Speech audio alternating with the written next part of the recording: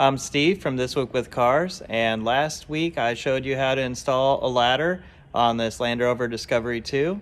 The reason I brought it in the shop is it has a bad vibration when you're coming off from a stop sign at real low speeds, and I think there might be an issue with one of the drive shafts.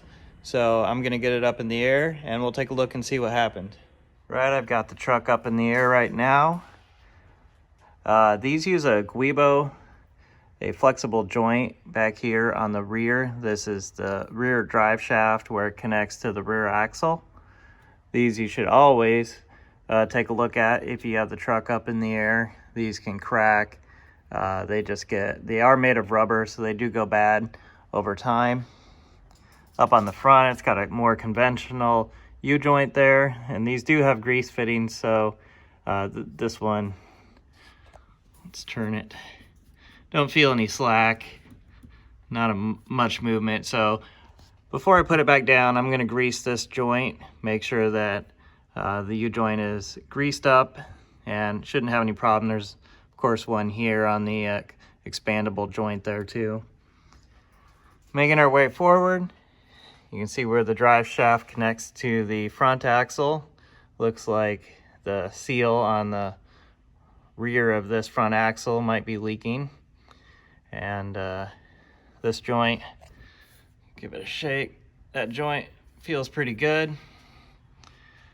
Moving back here, this is where the drive shaft connects to the transfer case. You can see that the joint has completely failed there. It luckily jammed in there, but that's definitely what I could hear banging around and what was causing that vibration. So I'm gonna have to take this drive shaft off, and on this front drive shaft you can see there's 1, 2, 3 U-joints on it, and I'm gonna go ahead and replace all 3 while I have the drive shaft off. But it's a pretty easy test to get it off.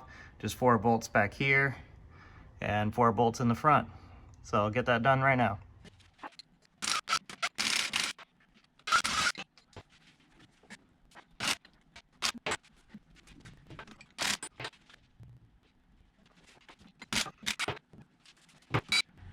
This one here is stripped, it's just spinning on there. So I'm gonna have to try to pry it loose while spinning that to get that nut off.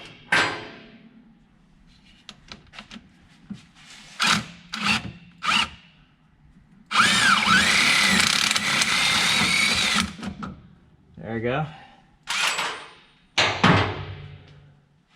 Now I'll just loosen up the other side.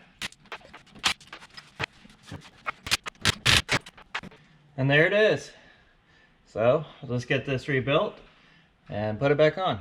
One of the neat things about these Discoveries, if you have a model year 2004, you can put it in your center diff lock mode, and then even with the front drive shaft disconnected, you'll still be able to drive. It'll only be a rear wheel drive vehicle, but you can still drive. And then model year 2002 and earlier, where you do have the center diff lock there, but you have no way of engaging it, you can come down underneath your car with a 10mm wrench. I've shown you how to do this before, and put your transmission into center diff lock mode, and you can drive around without your front drive shaft until you get it repaired that way as well. Okay, I've got the bad U-joint out of the drive shaft now. So you can see it's pretty worn out. The caps are completely gone. All the needle bearings are gone out of them. The seals were both gone on those two. These ones actually looked okay. I don't know if you can see in there. There's the needle bearings still in these 2 caps. This front drive shaft had a double U-joint assembly on the front of it, and there is a bearing that goes inside here. I wanted to show that to you. This little ball sets in there, and then there's needle bearings inside that. They were starting to fall out when I took this apart, so I did lose all of the needle bearings that were in there. And then a little spring fits in right here, pushes that little ball into place. Another thing I wanted to show you is the drive shaft itself is worn out. You can see where the U-joint wore into the drive shaft. This part does not come off the drive shaft. It could be cut off, but that would be more work than it would be worth. So I'm not going to put a new U-joint into this drive shaft. I probably could, and with as few miles as I would put on it, it would last. But I'm just going to get a new drive shaft and put that in instead. But I did want to show you what was in this assembly here. And if you're not real comfortable with this stuff, I would suggest that you let a professional rebuild your drive shaft if you have the double joint on your front drive shaft. With the single regular joints, it's a lot easier, but having this little bearing and the ball on the front, most people should probably have these professionally rebuilt. Here's the new drive shaft. The old U-joints had no grease zerks on them anywhere. These new ones at least have them here on the caps. Some of them have them down here, of course. But this is what I got. They do make a heavy-duty version of this as well. This is the standard duty version, but it will be should be a good upgrade from this one, which did not have any grease zerks on it at all, at least.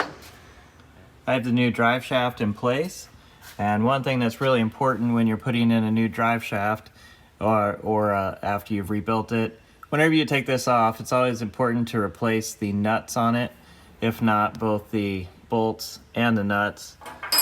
These do use a nylock locking nut, and these will wear out. They won't be any good after you've used them once, so make sure that you get some new nylock nuts and put them on your bolts, if not replacing all the bolts when you're putting these back on. So I'll get this one finished up and should be good. Well, replacing the drive shaft on one of these Discovery IIs is a pretty easy job, basically the same way as you would most Land Rovers. You can get a new drive shaft for less than it would cost to get authentic Land Rover U-joints, because you would need 3 of them. They're over $100 a piece. You can get a drive shaft for 2/3 that cost, so it may be more cost effective to just buy a new one instead of trying to fix the old one. You of course can get aftermarket U-joints for much cheaper than the Land Rover ones. If you like videos like this, comment below and click subscribe.